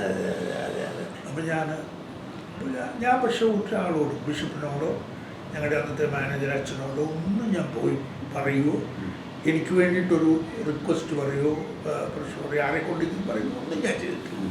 ഐ നെവർ ചെയ്തിട്ടില്ല, അതെനിക്ക് അബ്സല്യൂട്ട് ട്രൂത്ത്. പക്ഷെ ഞാൻ അതിൽ ഒരു പരിഭവവും പറഞ്ഞിട്ടില്ല. ഒരു അച്ഛനായതുകൊണ്ട് എനിക്കും അതിനകത്ത് വലിയ കോംപ്ലക്സ് ഒന്നുമില്ല. അല്ല, കോംപ്ലക്സ് ഇല്ല, അച്ഛൻ ആയിക്കോട്ടെ നമുക്ക് അതിനകത്ത്. പക്ഷെ നമ്മുടെ സീനിയോറിറ്റി കളഞ്ഞിട്ട് വേറൊരു അൽമായനെ ആണ് കയറ്റി വെക്കുന്നതെങ്കിൽ നമുക്ക് അതിനകത്ത് ഒരു ഡിസ്ക്രിമിനേഷൻ ഉണ്ട്. മറ്റേതിപ്പോൾ ചർച്ചിൻ്റെ ഒരു ജനറൽ പോളിസി അച്ഛന്മാരാകുക, ഉണ്ടെങ്കിൽ അവൈലബിൾ, ക്വാളിഫൈഡ് ആണെങ്കിൽ ആവുക എന്നുള്ളത്. He was younger to me but he was qualified. പുള്ളി അങ്ങനെ അച്ഛൻ. അപ്പം ഇത് കഴിഞ്ഞപ്പോൾ ഞാൻ പൗത്ത് പിതാവിൻ്റെ അടുത്തേക്ക് പോയി. പൗത്തിൽ എന്നോട് വളരെ ഇഷ്ടവും മത്സരം. എനിക്ക് വേണമെങ്കിൽ പൗത്തിലിനെ കൊണ്ടുവന്ന് വള്ളിക്കാപ്പറമ്പിനോട് പറയിപ്പിക്കാം, വിച്ച് ഐ നെവർ ഡിഡ്. പുള്ളിയും അത് പിന്നെ അത് വള്ളിക്കാപ്പറമ്പിനും അറിയാം. ഞാൻ അങ്ങനെ ഒന്നും ശ്രമിച്ചിട്ടില്ല, ആരെ കൊണ്ടും പറയിപ്പിച്ചിട്ടില്ല. ഞാൻ എന്നിട്ട് അവിടെ ചെന്ന് പൗത്ത് പിതാവിനെ കണ്ടു. മറ്റത്തിൽ കുര്യൻ മറ്റമാണ് പ്രിൻസിപ്പൽ അല്ലേ, അതേ മനസ്സിലായി. ഞാൻ അറിഞ്ഞേ എന്ന് മാത്രമേ പുള്ളി പറഞ്ഞു. അതേന്ന് പറഞ്ഞിട്ട് പുള്ളി ഇങ്ങനെ നോക്കിയിട്ടൊന്ന് ചിരിച്ചിട്ട് പറഞ്ഞേ, അതേ വൈസ് ചാൻസലർ ആവാൻ പ്രിൻസിപ്പലാണോ എന്നില്ല. ഞാൻ പറഞ്ഞ ഒരു ഗുരു എങ്ങനെയാണ് സെക്കൻഡ് പറയുന്നത് എന്നുള്ളതാണ്. അനദർ ഗുരു, സ്പിരിച്വൽ ഗുരു. ചിരിച്ചോണ്ട പുള്ളി, അങ്ങനെ ചിരിക്കുന്ന ആളുമല്ല. പക്ഷേ ഇവിടെ ഒരു ചെറിയ ചിരിയോടെ എന്നോട് പറഞ്ഞു, അല്ല ശരി, വൈസ് ചാൻസലർ ആവാൻ പ്രിൻസിപ്പൽ ആവേണ്ട കാര്യമില്ലല്ലോ എന്ന് പറഞ്ഞു. അപ്പോൾ അതൊരു വൈസ് ചാൻസലർഷിപ്പ് എൻ്റെ മനസ്സിലില്ല, ഏത് നമ്മളത് എടുത്തിട്ടില്ലല്ലോ പണ്ടത്തെ. അപ്പോൾ ഇങ്ങനെ നിന്നു, അതവിടെ ഇരുന്നു. അപ്പോൾ ഈ 96 പിന്നെ കോട്ടയത്ത് എൻ്റെ പേര് ആദ്യം വരുന്നത്. MG വൈസ് ചാൻസലർഷിപ്പിന് അന്ന് എൻ്റെ പേര് വന്നു. അപ്പോൾ കോൺഗ്രസ് ആണ് ഭരിക്കുന്നത്, കെ ആൻ്റണിയാണ് ചീഫ് മിനിസ്റ്റർ 86. അപ്പോൾ മാണി അന്ന് ക്യാബിനറ്റിലുണ്ട്. അപ്പോൾ ഈ പ്രപ്പോസൽ വന്നപ്പോൾ, അത് ഡിസ്കഷൻ വന്നപ്പോൾ മാണി പറഞ്ഞു എന്നാണ്, എനിക്കതിന് തെളിവൊന്നുമില്ല, അത് നമ്മൾ പറഞ്ഞു കേട്ടുള്ള അറിവാണ്. അപ്പം മാണി പറഞ്ഞു, എതിരൊന്നും പറഞ്ഞില്ല. മാണിയുടെ ബുദ്ധി അതാണ്. പുള്ളി നല്ല പുള്ളി പറഞ്ഞു, അതൊരു നല്ല ഇങ്ങനെ കസേര ഇങ്ങനെ മുമ്പോട്ടിട്ട് പറഞ്ഞു, അതൊരു നല്ല സജഷനാണല്ലോ എന്ന് പറഞ്ഞു. പക്ഷെ നമുക്കൊരു പ്രശ്നമുള്ളതിനാൽ ചിലപ്പോൾ ഉടനെ എലക്ഷൻ അല്ലേ, അപ്പോൾ ക്രിസ്ത്യൻ വോട്ട് നമുക്ക് അല്ലെങ്കിൽ തന്നെയൊക്കെ കിട്ടുമല്ലോ. Christian vote bank is with us. നമുക്ക് we have to placate the NSS. അതാണ് ഇപ്പം നമ്മൾ ചെയ്യുന്നത്. അപ്പോൾ ഇത്തവണ നമ്മളൊരു നായരെ വെക്കുന്നതല്ലേ കുറച്ചും കൂടെ. അത് പറഞ്ഞപ്പോൾ ആൻ്റണി മിണ്ടിയില്ല. ആൻ്റണിയൊന്നും അങ്ങനെയാണ്. ആൻ്റണിക്ക് ഉള്ളിൽ തന്നെ ആക്കണമെന്നുണ്ട്. ആൻ്റണി പിന്നെ എൻ്റെ ചേട്ടൻ്റെ കൂടെ പഠിച്ചതാണല്ലോ. എനിക്ക് പിന്നെ ഞങ്ങളുടെ ഫാമിലി ഫ്രണ്ടായിരുന്നു. ഇവിടെ അമ്മയുള്ളപ്പോൾ എപ്പോഴും വരികയും ഇവിടെ യൂത്ത് കോൺഗ്രസ് പ്രസിഡൻ്റായിരുന്ന കാലം മുതലൊക്കെ ഉള്ള പേഴ്സണൽ അടുപ്പമുണ്ട്, ഇപ്പോഴും ഉണ്ട് ആൻ്റണി കേട്ടു. ഐ വിൽ സേ ദറ്റ് പുള്ളി ഞങ്ങളോടൊരു ഫാമിലിയോട് സ്നേഹം കൊണ്ടില്ലെന്നൊന്നും ഞാൻ പറയാം. നമ്മളൊരു സംഗതി ന്യൂ ജനറേഷനിൽ വന്നിരിക്കുന്ന അത്തരം സെൻറ്റിമെൻറ്റ്സ് ഒന്നും ഇല്ല. ഇപ്പോൾ എല്ലാം കോർപ്പറേറ്റ് കൾച്ചർ ആയതോടുകൂടി തന്നെ അവനവൻ്റെ പ്രൊമോഷനാണ്, സെൽഫ് പ്രൊമോഷൻ. സെൽഫ് പ്രൊമോഷൻ അല്ല, വേറെ ഒന്നുമില്ല. അതാണ് ചിന്തിക്കുന്നവർക്ക് വലിയൊരു സമൂഹം വല്ലാതെ. ഈ ഇപ്പം നമ്മൾ പറയും പറ്റില്ല, ഔറംഗസീബ് കോംപ്ലക്സ് എന്ന് പറയുന്നത്. അതെന്ന് വെച്ചാൽ അപ്പൻ പോയാലല്ലേ ഉള്ളൂ, അപ്പൻ പോയാലല്ലേ നമുക്ക് ഇപ്പോഴത്തെ പൊളിറ്റിക്സിലുള്ള ഇത് ഏറ്റവും അടുത്ത ശിഷ്യൻ്റെ പോലും മനസ്സിൽ പൊളിറ്റിക്സിൽ, ഞാൻ പറഞ്ഞ രാഷ്ട്രീയത്തിലാണെങ്കിലും ഏറ്റവും അടുത്ത് നിൽക്കുന്ന വിശ്വസ്തനായ അനുയായി എല്ലാ ദിവസവും കാലത്തെ വെക്കുന്ന ഇയാൾ എന്നാണ് പോകുന്നത്. അതാണ് അയാൾ മാറുന്നതിനെ പറ്റിയാണ് ചിന്തിക്കുന്നത്. അല്ലാതെ അല്ല പുള്ളി സാറ് ഇങ്ങനെ കുറച്ചാളോട് ഇരുന്നല്ലേ നമുക്ക് ഒരു അങ്ങനെയല്ലല്ലോ. ഇയാൾ ഇനി വേണം പാടാൻ മേലെ എന്നാണ് ഉള്ളി ചിന്തിക്കുന്നത്. അതാണ് that has become corporate culture has come. അല്ല, അതുകൊണ്ട് എന്ത് നേട്ടം എന്നുള്ളതാണ് പ്രത്യേകമായിട്ട് കാലുവാരി ഒരു സ്ഥാനം മേടിച്ചാൽ എന്ത് നേട്ടമാണ്, എന്ത് മനസ്സ് നിലനിൽക്കില്ല എന്ന് മാത്രമല്ല എന്ത് സുഖമായി എന്ന് കിട്ടാൻ പോകുന്നതാണ് എൻ്റെ ഒരു പ്രശ്നം. സയൻസിൽ ആയിരുന്ന കാലത്തെ എന്തെങ്കിലും ഒരു അവിസ്മരണീയമായ സംഭവം ഓർക്കുന്നു? അവിസ്മരണീയമായ സംഭവം എന്ന് പറഞ്ഞാൽ, ഞാൻ കൊച്ചിൻ യൂണിവേഴ്സിറ്റി എനിക്ക് 2 തവണ 3 തവണ അഡീഷണൽ ചാർജ് ഉണ്ട്. ഞാൻ അങ്ങനെ കൊച്ചിയിലിരിക്കുന്ന ഒരു സമയത്ത് അവിടെ ഒരു സ്റ്റുഡൻറ് സ്ട്രൈക്കാണ്. സ്റ്റുഡൻറ് സ്ട്രൈക്ക് വന്ന് കോൺഗ്രസിൻ്റെ, I was appointed as vice chancellor by മറ്റേ LDF ഗവൺമെൻറ്റിൻ്റെ കാലത്താണ്. ജോസഫ് മോഹൻദി നായനാർ മുഖ്യമന്ത്രിയായിരിക്കുമ്പോഴാണ്. പക്ഷെ പിന്നീട് കോൺഗ്രസിൻ്റെ ഗവൺമെൻറ് വന്നു കഴിഞ്ഞപ്പോൾ അവിടുത്തെ സിൻഡിക്കേറ്റ് വാസ് റീകോൺസ്റ്റിറ്റ്യൂട്ടഡ്. അപ്പോൾ കോൺഗ്രസിനാണ് അവിടെ UDF മെജോറിറ്റിയാണ്. പക്ഷെ അവർ ദേവറോൾ എന്നോട് വളരെ കാര്യമായിരുന്നു. ഒരു മുഹമ്മദ് അലി എന്ന് പറഞ്ഞ ആലുവ MLA ഒക്കെ ആയിരുന്നു. പുള്ളിയും എൻ്റെ ബ്രദറിൻ്റെ കൂടെ ലോയ്ക്ക് പഠിക്കുകയും ചെയ്തത് വളരെ കാര്യം. കേസിലൊക്കെ ഉണ്ട്. അയാളൊരു നല്ല MLA, ഒരു കറപ്ഷനൊന്നുമില്ല. അപ്പോൾ ഈ അങ്ങനെ ഇരിക്കെ ഒരു ദിവസം ഇവർ SFIക്കാർ ഉപരോധം, സിൻഡിക്കേറ്റ് ഉപരോധിക്കാന്ന് പറഞ്ഞു, സമരമായി. ഞാനപ്പോൾ തലേ ദിവസം വൈകിട്ട് പോയി അവിടെ ഗസ്റ്റ് ഹൗസിൽ, കൊച്ചിയിൽ യൂണിവേഴ്സിറ്റി ഗസ്റ്റ് ഹൗസിൽ താമസിച്ചിട്ട് പിറ്റേ ദിവസമാണ് സിൻഡിക്കേറ്റ് രാവിലെ 10 മണിക്കാണ്. അപ്പോൾ ഇവർ 10 മണിക്ക് ഉപരോധം എന്നാണ് പറഞ്ഞത്. അതുകൊണ്ട് ഞാൻ നേരത്തെ രജിസ്ട്രാറോട് പറഞ്ഞു, സിൻഡിക്കേറ്റ് മെമ്പേഴ്സിനോട് പറയണം നേരത്തെ വന്നവർ അല്ലെങ്കിൽ അവരെ കയറ്റി താഴെ തടഞ്ഞു, പിന്നെ അതൊരു വിഷയമാണ്. അപ്പോൾ അവരോട് ഇച്ചിരി നേരത്തെ വരാൻ പറയാം. നമുക്ക് അവർക്ക് വിരോധമില്ലെങ്കിൽ 9:30 നമുക്ക് സിൻഡിക്കേറ്റ് തുടങ്ങാം ഇൻസ്റ്റെഡ് ഓഫ് 10. അത് നമ്മൾ മാത്രം അറിഞ്ഞാൽ മതി എന്ന് പറഞ്ഞു. അപ്പോൾ അവരെല്ലാം വന്ന്, ഇവരൊക്കെ കോപ്പറേറ്റ് ചെയ്ത് അവർ വന്നു, മീറ്റിംഗ് തുടങ്ങി. സാറേ, ചതച്ചു കുത്തിയ മഴയെന്ന് പറയുന്ന പോലെ മഴയായി. ഈ സമരം ഇവർ തുടങ്ങി 10 മണിയായപ്പോഴത്തേക്ക് സമരത്തിൽ വന്നപ്പോൾ ഇവർക്ക് മനസ്സിലായി, എല്ലാവരും അകത്ത് കയറി മീറ്റിംഗ് ആയി.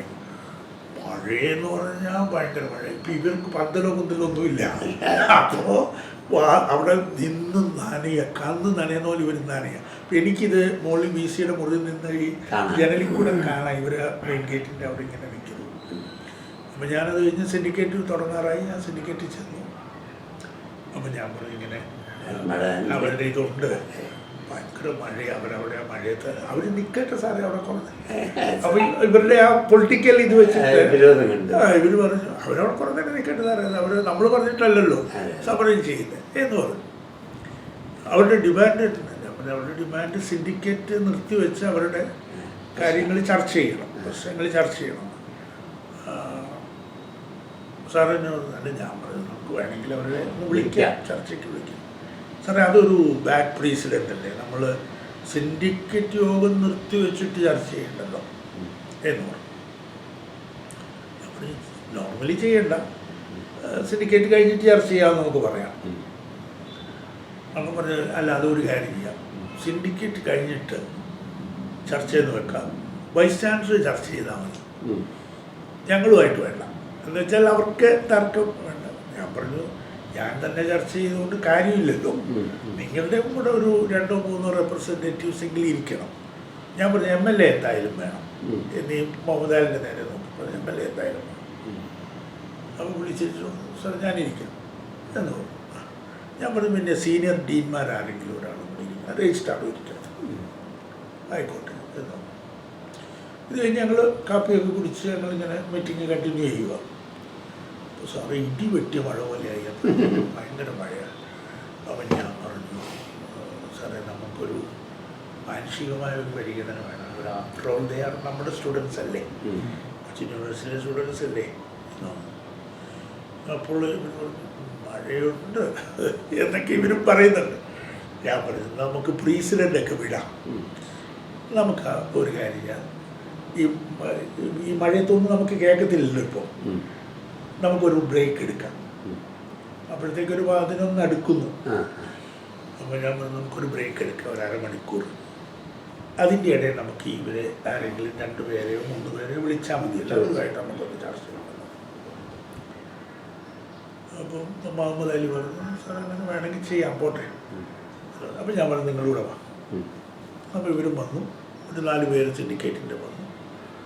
ഞാൻ മുറി വന്നു കഴിഞ്ഞിട്ട് ഞാൻ രജിസ്ട്രാറിനോട് പറഞ്ഞു, നിങ്ങൾ ഇവിടുന്ന് ആരെങ്കിലും ചെന്ന് ആരെങ്കിലും വിട്ട് രജിസ്ട്രാറെ വിട്ട് അവരോട് പറ, ഇപ്പം ഡിസ്കഷന് വേണ്ടിയിട്ട് സിൻഡിക്കേറ്റ് നിർത്തി വെച്ചിട്ടുണ്ട്, വരുന്നെങ്കിൽ അവർക്ക് വരാമോ, VC പറയുന്നതായിട്ട് പറഞ്ഞേക്കാൻ വിട്ടുപിരിച്ചെന്നു പറഞ്ഞു. എൻ്റെ സാറേ ഈ പിള്ളേർ കയറി വരുമ്പോൾ ഇങ്ങനെ ഒലിച്ചാണ് വരുന്നത് വെള്ളം. അപ്പം ഞാൻ പറഞ്ഞു നിങ്ങൾ ഇരിക്കുക, നിങ്ങളോട് ചർച്ച ചെയ്യാനാണ് സിൻഡിക്കേറ്റ് മെമ്പേഴ്സ് വന്നിട്ടുണ്ട്, നിങ്ങളുടെ ഫസ്റ്റ് ഡിമാൻഡ് അപ്രൂവ്ഡ് ആയിരുന്നു, ചർച്ച ചെയ്യണമെന്നുള്ളത് സിൻഡിക്കേറ്റ് നിർത്തിവെച്ച് തന്നെയാണ് ഇപ്പോൾ ചർച്ച ചെയ്യുന്നത് എന്ന് പറഞ്ഞു. അപ്പോൾ അവരിങ്ങനെ നോക്കി ചിരിച്ചു. അവർ ഞങ്ങൾ നിന്നോളാം. അപ്പോൾ എനിക്ക് മനസ്സിലായി അവർ നനഞ്ഞിട്ടാണ്. അപ്പോൾ ഞാൻ പറഞ്ഞു പ്ലാസ്റ്റിക് ചെയർ ഇവിടെ ഉണ്ട്, ഞാൻ അത് എടുപ്പിക്കാം, അവിടെ ആവുമ്പോൾ നിങ്ങൾക്ക് ഇരിക്കാം. പ്ലാസ്റ്റിക് ചെയർ കൊണ്ടുവന്നു. വേണ്ട സാർ ഞങ്ങൾ നിന്നോളാം എന്നവർ പിന്നെയും പറഞ്ഞു. ഞാൻ പറഞ്ഞാൽ ഒരു കാര്യം ചെയ്യുക, ഒരു 2 മിനിറ്റ് എന്ന് പറഞ്ഞിട്ട് ഞാനപ്പോൾ സാർ ഈ വൈസ് ചാൻസലറുടെ റൂമിൻ്റെ അകത്തെ ഇൻറ്റീരിയർ ഇതിനകത്ത് ഒരു 8-10 ടർക്കി ടവലുണ്ടല്ലോ നമ്മൾ എപ്പോഴും വയ്ക്കും, നമ്മുടെ ഈ കസേരയിലുണ്ട്. ഞാനപ്പോൾ എൻ്റെ പ്യൂണിനെ വിളിച്ചിട്ട് പറഞ്ഞു നിങ്ങൾ അതിനകത്തുനിന്നൊരു 4 ടർക്കി എടുത്തുകൊണ്ട് വരണം, ഞാൻ ഈ പിള്ളേർക്ക്. അപ്പോൾ അവരത് മേടിക്കുക. ആദ്യം അവരൊരു റെസിസ്റ്റൻസ് കൂടാണല്ലോ, അപ്പോൾ നമ്മുടെ ഒരു സൗജന്യം സ്വീകരിച്ചത്. ഞാൻ പറഞ്ഞു ഞാനിത് വൈസ് ചാൻസലറായിട്ട് പറയുന്നതല്ല. ഞാൻ പറഞ്ഞു എനിക്കും മക്കളുണ്ട്, ഇങ്ങനെ നിന്ന് നിങ്ങൾ നനയേണ്ടവരല്ലല്ലോ. നമ്മളാരും വിചാരിച്ചല്ല ഇന്നിപ്പോൾ മഴയുണ്ടാവുന്നു, മഴ വന്നു നിങ്ങൾ നനയും. പക്ഷെ ഇത് തല തോർത്താതെ നിങ്ങൾ നിന്നാൽ അത് നിങ്ങൾക്കാണ് പനി വരുന്നത്. നിങ്ങൾ ആദ്യം ഇതൊന്ന് തോർത്ത്. ഞാൻ പറഞ്ഞു ഇങ്ങനെ നിന്നുകൊണ്ട് നിങ്ങളോട് ചർച്ച ചെയ്യാൻ ഞാൻ റെഡിയല്ല. നിങ്ങൾ ആദ്യം തല തോർത്തിട്ട് നിങ്ങൾക്ക് വേണമെങ്കിൽ ഈ ഷർട്ട് പിരിയാനുള്ള സൗകര്യം ഇവിടെ എൻ്റെ ഈ ചേമ്പറിൻ്റെ റൂം കൊണ്ട് നിങ്ങൾ അവിടെ പോക്കും. ഇല്ല സാർ അത് കുഴപ്പമില്ല. ഞാൻ പറയാം ഏതായാലും നിങ്ങൾ തല തോർത്താദ്യം. അപ്പോൾ ഇവർ തലയെല്ലാം തോർത്തി. അപ്പോഴത്തേക്ക് ഞാൻ പ്യൂണിനോട് പറഞ്ഞു 4 ചായ കൊണ്ടുവരാം, നല്ല ചൂടായിരിക്കും, നല്ല ചൂടാണ് സാറേ. അവർ SFIക്കാരാണ്, ഞാനിപ്പോഴും പറഞ്ഞത് SUക്കാർ അതിനകത്ത് കൂടിയിട്ടില്ല, SFIക്കാരാണ്. പക്ഷേ അതിലൊരുത്തൻ കഴിഞ്ഞു. എനിക്കിപ്പോഴും ഓർക്കുമ്പോൾ അതിലൊരുത്തൻ്റെ കണ്ണീർ ഇങ്ങനെ കണ്ണീർ വന്നു. കാരണം he never expected do like that. അപ്പോൾ അവനത് മേടിച്ചു ആദ്യം. സാറിന്റെ വല്ല ചാനലോ വല്ലതും പിടിച്ചിട്ടിരിക്കല്ലേ? എന്നോട് ഈ ചാനൽ എടുക്കാനാവുമെന്ന് സാറ് പറഞ്ഞില്ല. സാർ അവിടെ ഉണ്ടോ ഒന്ന് വൈകിട്ട് വന്ന് കാണാനാന്ന് പറഞ്ഞു. അവിടെ ഇദ്ദേഹത്തെ എപ്പം വന്നാലും നമുക്ക് സ്വീകരിക്കാതിരിക്കാൻ പറ്റും. അപ്പൊ ഞാൻ പറഞ്ഞു പോലെ പെട്രോൾ എൻ്റെ കൂടെ ഒരാളൂടെ ഉണ്ട്, അപ്പോൾ പോലെ ഇതൊന്നും കുഴപ്പമില്ല. അങ്ങനെ പറഞ്ഞു വന്നു കഴിഞ്ഞപ്പോഴാണ് ഇത് ഇന്റർവ്യൂ ആണെന്നുള്ളത് നമുക്ക് മനസ്സിലായി. ചാനലെടുത്തു, അങ്ങനെ തീർന്നു. ഞങ്ങൾ കഴിഞ്ഞു. അങ്ങനെ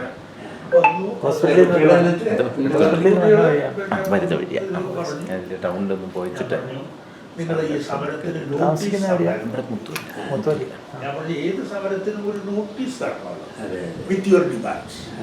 ഞാൻ പറഞ്ഞു നിങ്ങളത് ചെയ്തില്ല. നിങ്ങൾ പത്രം വഴി ഇന്നലെ പറഞ്ഞു ഇന്ന് സിൻഡിക്കേറ്റ് വിരോധിക്കുക എന്ന് പറഞ്ഞു. അതൊരു ശരിയായൊരു നടപടിക്രമമല്ലല്ലോ. ഞാൻ പറഞ്ഞു നമ്മളൊരു സമരം ചെയ്യുന്നതിന് നിങ്ങൾക്ക് അത് തടസ്സമൊന്നുമില്ല, you are entitled for that. പക്ഷേ സമരം ചെയ്യുന്നുണ്ടെങ്കിൽ നിങ്ങൾ അതിന് മുമ്പ് ഒരു നോട്ടീസ് തരണം. നിങ്ങളുടെ ഡിമാൻഡ് എന്നാന്ന് പറയുന്നത്. നിങ്ങളിതൊന്നും പറഞ്ഞിട്ടില്ല. ഡിമാൻഡൊക്കെ നിങ്ങൾ പത്രത്തിൽ അവസാനം പറഞ്ഞത്. വൈസ് ചാൻസലർക്ക് നിങ്ങൾ ഇതുവരെ അങ്ങനെ ഒരു നോട്ട് തന്നിട്ടില്ലല്ലോ. നിങ്ങൾ ആരെങ്കിലും എനിക്കൊരു റിക്വസ്റ്റ് തന്നു നിങ്ങളുടെ ഡിമാൻഡ് വെച്ച്. അത് അന്നേരം അവർ ഒരു ഡിഫെൻസീവിലൊക്കെ ആയി. അപ്പോഴത്തേക്ക് നമ്മുടെ ചായയൊക്കെ വർക്ക് ചെയ്യാൻ തുടങ്ങിയല്ലോ. അപ്പോൾ അവർ ഹാപ്പിയായി.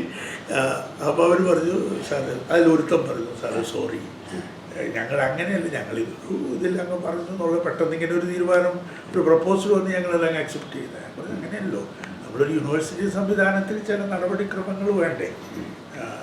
ഇപ്പോൾ സിൻഡിക്കേറ്റിനാണെങ്കിൽ ഒരു തീരുമാനം എടുക്കണമെങ്കിൽ അതിന് അവരുടെ മുമ്പിൽ ഒരു പേപ്പർ വേണ്ടേ. നിങ്ങളുടെ ഒരു റിക്വസ്റ്റ് തരാതെ എങ്ങനെയാണ്? നിങ്ങൾ പേഴ്സണലി ഒരു റിക്വസ്റ്റ് തരണ്ടേ. ഞാൻ പറഞ്ഞൊരു കാര്യം ചെയ്യാം, നിങ്ങളുമായിട്ട് ചർച്ച ചെയ്യാൻ തന്നെയാണ് ഇവർ വന്നിരിക്കുന്നത്. അതുകൊണ്ടാണ് ഞാനിപ്പോൾ പറയുന്ന ഓരോ പ്രോമിസിനും ഇവരുടെ പിന്തുണയുണ്ട്. They also agree. നിങ്ങളുടെ ഫസ്റ്റ് ഡിമാൻഡ് എന്താ? സിൻഡിക്കേറ്റ് നിർത്തിവെച്ച് ചർച്ച ചെയ്യണം. ഞാൻ പറഞ്ഞു അതിപ്പോൾ നടന്നല്ലോ. ഞങ്ങൾ സിൻഡിക്കേറ്റ് നിർത്തിവെച്ചു, നിങ്ങൾ ചർച്ച ചെയ്തു. രണ്ടാമത്തെ ഡിമാൻഡ് എന്താ? നിങ്ങളുടെ ഞങ്ങളുടെ ഹോസ്റ്റലിൽ വെള്ളമില്ല. ഞാൻ പറഞ്ഞു അത് വെള്ളമുണ്ട്, ഇന്നിപ്പം നല്ലപോലെ വെള്ളം കിട്ടിക്കാണും എന്ന് പറയാം. അപ്പോൾ അവർ ചിരിച്ചു. ഞാൻ പറഞ്ഞ കണ്ടില്ലേ, നിങ്ങൾ സമരം ചെയ്യാൻ നോട്ടീസ് തന്നപ്പോഴേ മഴ പെയ്തില്ലേ, അപ്പോൾ ഇത് നിങ്ങളുടെ ഒരു കോംപ്ലിമെൻ്റ്, അപ്പോൾ നിങ്ങൾക്കും അതൊരു കോംപ്ലിമെൻ്റ് ഉണ്ട്. അപ്പോഴത്തേക്ക് ഇവരുടെ ആ പഴയ വിരോധത്തിൻ്റെയൊക്കെ പട്ട് മാറി അവരും നമ്മളോട് കുറച്ചുകൂടെ ഇതായി. അപ്പോൾ ഞാൻ പറഞ്ഞു തീർച്ചയായിട്ടും അത് നാളെ ഇവർ സിൻഡിക്കേറ്റിൻ്റെ ഒരു സബ് കമ്മിറ്റി വന്ന് അതൊക്കെ നോക്കി, ഓസ്ട്രേലിയ നോക്കി എന്താണെന്നുള്ളത് അവർ ചെയ്യും. ഞാൻ പറഞ്ഞു സബ് കമ്മിറ്റി വേണ്ടാന്നുണ്ടെങ്കിൽ രജിസ്ട്രാറും MLA കൂടെ വന്ന് നോക്കും. അപ്പോൾ അവർ പറഞ്ഞു അത് മതിയെന്ന് പറഞ്ഞു. ഞാൻ പറഞ്ഞു അപ്പോൾ മുഹമ്മദ് സാറിനും കൂടെ നാളെ ഒന്ന് വരാൻ പറ്റും, വന്നേക്കാം. അങ്ങനെ അത് രണ്ടാമത്. അപ്പം ഞാൻ പറഞ്ഞു പിന്നെ ഇനി അവർ വന്ന് പഠിച്ച് അവർ പറയുന്നതിൻ്റെ അടിസ്ഥാനത്തിലേ ഞങ്ങൾക്ക് തീരുമാനം എടുക്കാൻ പറ്റുള്ളൂ. അവരെ ബോധ്യപ്പെടുത്തേണ്ടത് നിങ്ങളാണ്. അത് നാളെ നിങ്ങൾ എല്ലാവരും കൂടെ ചെന്ന് മുദ്രാവാക്യം വിളിക്കാൻ പാടില്ല. ആരെങ്കിലും 2-3 പേരും കൂടെ ഇവർ വരുമ്പോൾ അവിടെ ചെന്ന് നിന്ന് അവരുടെ കാര്യങ്ങൾ പറഞ്ഞ് ബോധ്യപ്പെടുത്തിയാണ് എന്ന് പറഞ്ഞു. അങ്ങനെ പറഞ്ഞ് സാർ അത് സെറ്റിൽ ചെയ്തു. പോയി അവർ വളരെ പോകാൻ നേരത്തെ അവർ എന്നോട് വന്ന് താങ്ക്സ് ഒക്കെ പറഞ്ഞ് ഞാൻ ഗവൺമെൻറ് പറഞ്ഞു.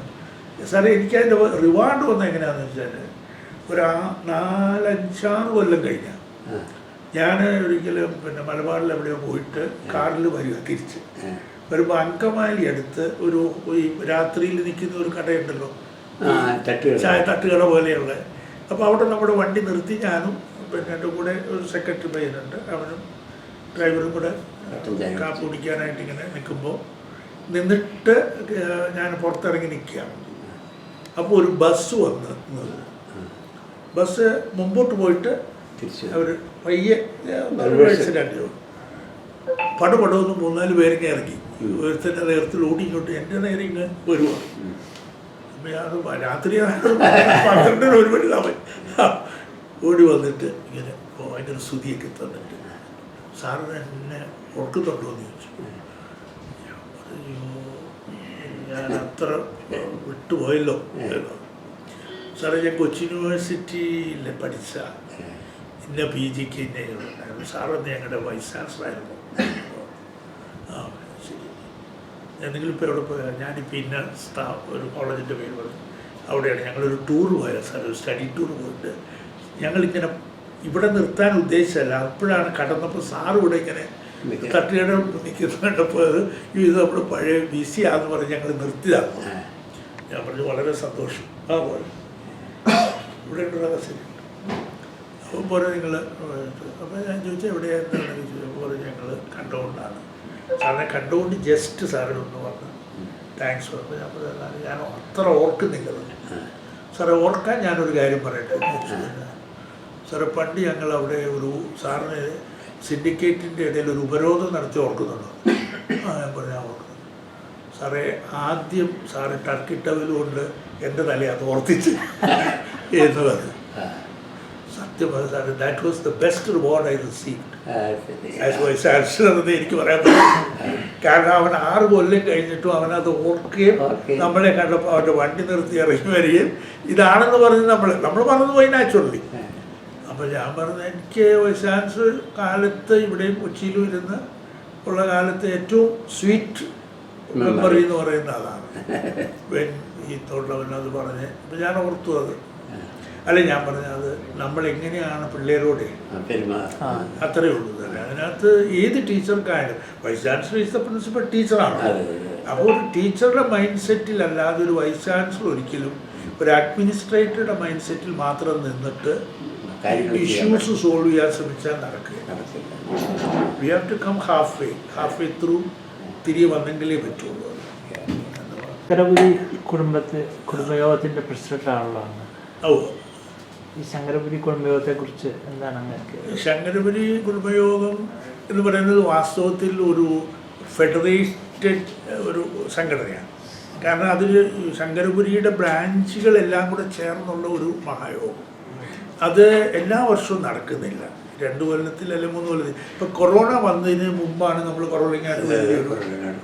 അപ്പോൾ അത് കഴിഞ്ഞിട്ട് നമുക്കിതുവരെ ഒന്നും നടത്താൻ പറ്റിയില്ല. അപ്പം ഞങ്ങൾ ഇടയ്ക്കൊന്ന് ആലോചിച്ചായിരുന്നു ഈ ശങ്കരപുരിയുടെ ഇവരുടെ നമ്മുടെ കുമ്പഴയിലെ മീറ്റിങ്ങിൽ ശങ്കരത്തിൽക്കാരുമായിട്ടും കൂടെ ചേർന്ന് ഇത്. പക്ഷെ പിന്നീടാണ് അതൊരു ആഗോള സംഘമായിട്ട് അവർ വയ്ക്കുന്നത്. അപ്പോൾ പിന്നെ അത് വേണ്ട, നമുക്ക് സെപ്പറേറ്റ് ആയിട്ട് ചെയ്യാം. ഞങ്ങളിപ്പോൾ ഈ വർഷം എന്തായാലും അതിൻ്റെ ഒരു കോൺഫറൻസ് നടത്തും. ചങ്ങരപുരിയുടെ ഒരു മഹാകുടുംബയോഗത്തിൽ എത്ര ബ്രാഞ്ചുകളുണ്ട്? ഒരുപാട് കുടുംബങ്ങളുണ്ട്, രജിസ്റ്റേർഡ് ആയിട്ട് ഒരുപാട് കുടുംബങ്ങളുണ്ട്. അവർ എല്ലാവരും ആക്റ്റീവാന്ന് ഞാൻ പറയില്ല, പക്ഷെ എല്ലാവരും ഇതുമായിട്ട് കണക്റ്റഡ് ആണ്. ഇത് ഗ്ലോബലായിട്ടാണ് പറയുന്നത്, പക്ഷെ നമ്മൾ അങ്ങനെ പറയുന്നില്ല. ആഗോള സംഗമം എന്നൊന്നും നമ്മൾ ഇതുവരെ പറഞ്ഞിട്ടില്ല. അത് ഈ ചക്രത്തിൽക്കാരാണ് ആഗോള, ഒരുപാട് പേര് അവിടെ ഉണ്ട്. പക്ഷെ അവരുടെ റെപ്രസെൻറ്റേറ്റീവ്സ് നമ്മുടെ എല്ലാ മീറ്റിങ്ങിനും വരുന്നുണ്ട്. നമ്മളിതിപ്പോൾ ഈ കുറവലിങ്ങാട്ടാണല്ലോ ഇതിൻ്റെ എല്ലാം ചക്രപുരിയുടെ ഒരു ബേസിക് പ്ലേസ് അതാണ്, പകലോ മറ്റത്തിൻ്റെ അത്. അപ്പോൾ പ്രധാനപ്പെട്ട 4 കുടുംബങ്ങളിൽ 2 കുടുംബങ്ങളും കുറവലിങ്ങാട് ബേസ്ഡാണ്. കുറവലിങ്ങാട്ടാണ് അതിൻ്റെ അത് നമുക്ക് അതുകൊണ്ട് അടുത്ത് ഞങ്ങൾ പലപ്പോഴും ചിലർ പറയും വേറെ എവിടെയെങ്കിലും നമുക്കൊരു ഇതിൽ നടത്താം. പക്ഷേ കുറവലിങ്ങാട്ട് തന്നെ നടത്തുന്നതിൻ്റെ ഒരു സെൻറ്റിമെൻ്റൽ വാല്യൂ ഉണ്ട്. അതുകൊണ്ടാണ് ഞാനും പറഞ്ഞ് നമുക്ക് കുറവലിങ്ങാടാകുമ്പോൾ അതിന് കുറച്ചുകൂടി ഒരു ഇതുണ്ട്, ആളുകൾക്ക് വരാനും ഒരു ഇതുണ്ട്. പാലൂരിൽ നിന്ന് വന്ന ദൂത കുടുംബങ്ങളാണ് ശരിക്കും? അല്ല, പിന്നെ ഈ പാലൂര് അത് തന്നെ കൊടുങ്ങല്ലൂരിൽ നിന്ന് വന്ന് ഈ ഇത് പക്ഷേ ഈ പല കാലഘട്ടത്തിൽ അവിടുന്ന് വന്നവരാണ്. അതിൽ ചിലർ കുറവലങ്ങാട്ടോട്ട് വന്നു, കുറവലങ്ങാട് വഴി വന്നു. ചിലർ ഈ സെൻട്രൽ ട്രാവൻകൂറിൽ പോയി, തിരുവല്ല, നിരണം വോസേ അതെ. അപ്പോൾ അങ്ങനെ പോയിട്ടുണ്ട്. ഈ കാഞ്ഞിരപ്പള്ളി ഭാഗം അത് പിന്നെ ഹൈ റേഞ്ചിലോട്ട് പോയിട്ടുണ്ട്. ഇവിടുന്ന് മൈഗ്രേറ്റ് ചെയ്ത് മലബാറിൽ പോയി ഒരുപാട് പേരുണ്ട്. അതാണ് അതിൻ്റെ നമ്മുടെ ഒരു മൈഗ്രൻ്റ് തീർച്ചയായിട്ടും മൈഗ്രൻ്റ് ഗ്രൂപ്പ് അല്ലേ അത് നമ്മുടെ ഒരു മീനച്ചിൽ മണ്ണിൻ്റെ നമ്മൾ പറയും. പക്ഷേ അത് മീനച്ചിൽ മണ്ണെന്ന് തന്നെയല്ല, തിരുവിതാംകൂർ മണ്ണിൻ്റെ ഒരു സ്വഭാവമാണ്. ഡയറിങ് ആയിരുന്നു, നമ്മുടെ പേരൻസ് ഡയറിങ്. ഞാൻ വയനാട്ടുകാരനല്ല, ഒറിജിനലായിട്ട് പാലക്കാരൻ.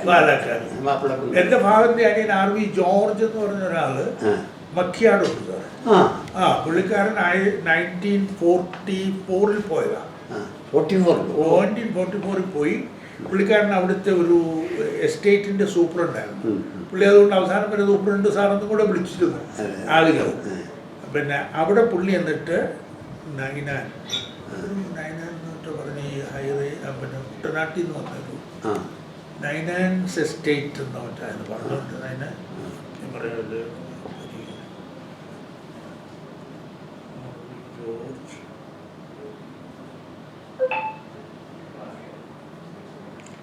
അതിൻ്റെ സൂപ്രണ്ടായിട്ടായിരുന്നു. പക്ഷെ പിന്നെ പുള്ളിയിൽ നിന്ന് തന്നെ ആ പുള്ളിക്കാരൻ പ്രായമായി കഴിഞ്ഞപ്പോൾ ഹി ഓഫേർഡ് വർക്കിച്ചിന് വേണമെങ്കിൽ ഞങ്ങൾ ഇവിടുന്ന് കുറച്ച് സ്ഥലം തരാം, ഇഫ് യു ക്യാൻ ബൈ. അങ്ങനെ ഒരു പുള്ളി അങ്ങനെ അന്ന് 100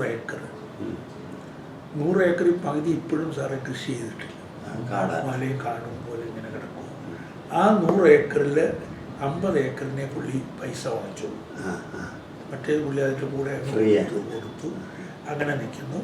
അവിടെ ഇപ്പോൾ ആ പുള്ളിയുടെ മക്കളൊക്കെ വെൽ സെറ്റിൽഡ്. സാമ്പത്തികമൊക്കെ പക്ഷേ പ്രകൃതിയാൻ മരിച്ചുപോയി, ഏളാമ്മ മരിച്ചു, അവരവിടെ ഉണ്ട്. രാമപുരം തന്നെയാണ് സാർ അറിയാതെ അവിടെ ഒരു ബെനഡിക്റ്റൻ ആശ്രമമില്ലേ മക്കിയാടിലെ ആ ബെനഡിക്റ്റൻ ആശ്രമത്തിൻ്റെ പകുതി സ്ഥലം ഇവരാണ് കൊടുത്തത്.